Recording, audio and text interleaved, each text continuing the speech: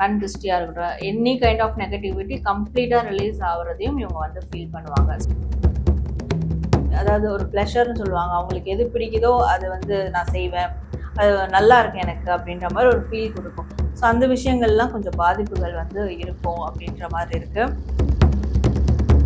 இந்த சந்திர கிரகணமானது இவங்களுடைய பர்சனல் லைஃபாக இருக்கட்டும், ப்ரொஃபஷனல் லைஃபாக இருக்கட்டும், அதனுடைய வளர்ச்சிக்கு எதெல்லாம் தடையாக இருந்ததோ அந்த தடைகள் எல்லாம் வந்து உடைக்கக்கூடிய அளவில் அவங்களுக்கான அந்த சீக்வன்ஸ் இருக்கும் அந்த டைம் அப்படின்னு இருக்கு.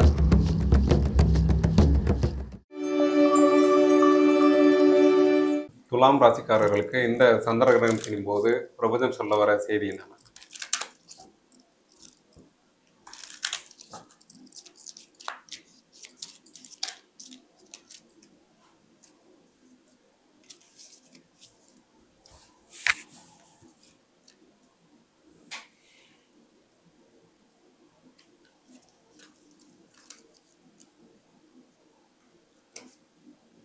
ஸோ துலாம் ராசி உங்களுக்கான கார்ட்ஸ். ஸோ இவங்களுக்கு இந்த சந்திர கிரகணமானது இது வரைக்கும் இவங்களுடைய வாழ்நாளில் இல்லை சமீப காலமாக இவங்களுடைய பர்சனல் லைஃபாக இருக்கட்டும், ப்ரொஃபஷனல் லைஃபாக இருக்கட்டும், அதனுடைய வளர்ச்சிக்கு எதெல்லாம் தடையாக இருந்ததோ அந்த தடைகள் எல்லாம் வந்து உடைக்கக்கூடிய அளவில், ரிலீஸ் பண்ணக்கூடிய அளவில் அவங்களுக்கான அந்த சீக்வன்ஸ் இருக்கும் அந்த டைம் அப்படின்னு இருக்கு. ஸோ அவங்களுடைய எனர்ஜி அந்த மாதிரி அவங்கள புஷ் பண்ணும். இந்த டைம்ல இந்த விஷயம் நீ பண்ணினா உன்னுடைய க்ரோத் நல்லா இருக்கும். அண்ட் வந்து உன்னோட க்ரோத்ல இருக்க அந்த பிளாக்கேஜஸ் வந்து ரிலீஸ் ஆயிடும்.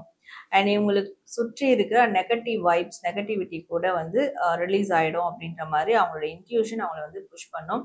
ஸோ இந்த டைம்ல அப்போ அவங்க வந்து இதை சார்ந்த விஷயங்களை வந்து பண்ணணும் அப்படின்னு இருக்கு. லைக் ஒரு ரிச்சுவலா இருக்கட்டும், பூஜைகளா இருக்கட்டும், மெடிடேஷனா இருக்கட்டும், ஏதாவது ஒன்று யாருக்கு எது எது கன்வீனியன்ட்டோ அந்த மாதிரியான விஷயங்களை அவங்க அந்த டைம்ல, பர்டிகுலர் டைம்ல வந்து செய்யும் போது அவங்களுடைய பர்சனல் க்ரோத், ப்ரொஃபஷனல் க்ரோத் எல்லாமே வந்து ரொம்ப பெஸ்டா வந்து மாறும். நிச்சயமா வந்து மறுநாள்ல இருந்தே அவங்க அதை வந்து ஃபீல் பண்ண ஆரம்பிப்பாங்க. இவங்களை எதெல்லாம் வந்து ஸ்டாப் பண்ணி வச்சுதோ அந்த ஒரு நெகட்டிவான தாட்ஸா இருக்கட்டும், நெகட்டிவான ஒரு வைப்ரேஷன்ஸா இருக்கட்டும், ஈவல் ஐயா இருக்கட்டும், கண் திருஷ்டியா இருக்கட்டும், எனி கைண்ட் ஆஃப் நெகட்டிவிட்டி கம்ப்ளீட்டா ரிலீஸ் ஆகுறதையும் இவங்க வந்து ஃபீல் பண்ணுவாங்க. ஸோ இந்த மாதிரியான விஷயங்கள் அவங்களுக்கு அந்த டைம்ல வந்து நடக்கும். ஓகேம்மா. துலாம் ராசிக்காரர்களுக்கு இந்த சந்திர கிரகணத்தின் போது என்னென்ன பாதிப்புகள் நிகழும்? ஸோ பாதிப்புகள்னு பார்க்கும்போது அவங்களுடைய சந்தோஷம், ஸோ மகிழ்ச்சி, அதாவது ஒரு ப்ளஷர்னு சொல்லுவாங்க. அவங்களுக்கு எது பிடிக்குதோ அது வந்து நான் செய்வேன். அது நல்லா இருக்கு எனக்கு அப்படின்ற மாதிரி ஒரு ஃபீல் கொடுக்கும். ஸோ அந்த விஷயங்கள்லாம் கொஞ்சம் பாதிப்புகள் வந்து இருக்கும் அப்படின்ற மாதிரி இருக்கு. எதுவுமே வந்து ஒரு கம்ப்ளீஷனை பார்க்கக்கூடியவங்களா இருக்கிறாங்கன்ற போது, ஸோ அந்த இந்த கம்ப்ளீஷன் கிடைக்கிறதால கூட உனக்கு சந்தோஷம் கிடைக்கும் இல்லையா? ஸோ அதை நான் இப்போதைக்கு ஸ்டாப் பண்றேன் அப்படின்ற மாதிரியான ஒரு பாதிப்புகள் வந்து இருக்கும். ஸோ அப்போ இப்போ இந்த விஷயங்கள், இந்த ரிச்சுவல் இது செய்யும் போது கூட ஓகே, இதை செய்யறதால நம்மளுக்கு வந்து அடுத்து நல்லது நடக்கும், நம்மளுக்கு கம்ப்ளீஷன் கிடைச்சிருது, நம்ம ஃபுல்லா ரிலீஸ் ஆகிறோம் அப்படின்னு எக்ஸ்பெக்ட் பண்ணாம பண்ணணும். எக்ஸ்பெக்ட் பண்ணி பண்ணும் போது ஸோ அந்த எக்ஸ்பெக்டேஷனை உடைக்கக்கூடிய வகையில, ஸோ அதுவும் ஒரு வகையான சந்தோஷம் தான். ஓகே, இப்போ இதை நம்ம பண்றோம், திருப்தியா இருக்குன்னு. ஸோ அதை உடைக்கக்கூடிய வகையில ஏதாவது சில விஷயங்கள் கூட நடக்கலாம். ஸோ அதனால எதுவுமே எக்ஸ்பெக்ட் பண்ணாம இருந்துட்டா அதுல இருந்து அவங்க தப்பிச்சிடலாம். ஸோ இல்லைன்னா இது ஓகே, இதாவது எனக்கு ஒரு சந்தோஷம் கொடுக்குது அப்படின்னு சொல்லிட்டு சந்தோஷத்தின் அடிப்படையில் அவங்க எதுவும் பண்ணக்கூடாது. அப்படி பண்ணாங்கன்னா அது பாதிப்புக்குள்ளாகும். Okay ma'am. சந்திர கிரகணம் நடக்கக்கூடிய அந்த நேரத்துல துலாம் ராசிக்காரர்கள் என்னென்ன விஷயங்கள் பண்ணும்போது அவங்களுக்கான பலன்கள் அதிகமாக கிடைக்கும்? ஸோ 2 விஷயம் பண்ணணும். அதாவது அழகு, முக அழகுன்னு சொல்லுவாங்க. ஸோ பியூட்டி கான்ஷியஸ் அந்த விஷயங்களை பண்ணலாம். க்ரூமிங் சார்ந்த விஷயங்கள் அந்த டைம்ல வந்து பண்ணலாம். ஸோ பண்றதுக்கான பிளானிங்ஸ் வந்து மேக் பண்ணலாம். அதாவது நான் இந்த ஹேர் ஸ்டைல் வந்து மெயின்டைன் பண்ணணும், இனிமேல் இந்த ட்ரெஸ்ஸிங் சென்ஸ் மெயின்டைன் பண்ணணும், ஸோ நான் இந்த மாதிரியான ஃபுட்ஸ் வந்து எடுக்கணும், என்னுடைய ஃபேஸ் நல்லா இருக்க, என்னுடைய ஹெல்த் நல்லா இருக்க, நான் இதெல்லாம் பண்ணணும் அப்படின்னு சொல்லிட்டு அந்த க்ரூமிங், அவங்கள அழகாக காட்டிக்கிறதுக்கான விஷயங்களை பிளான் பண்ணலாம், பிளான் மேக்கிங் பண்ணலாம்.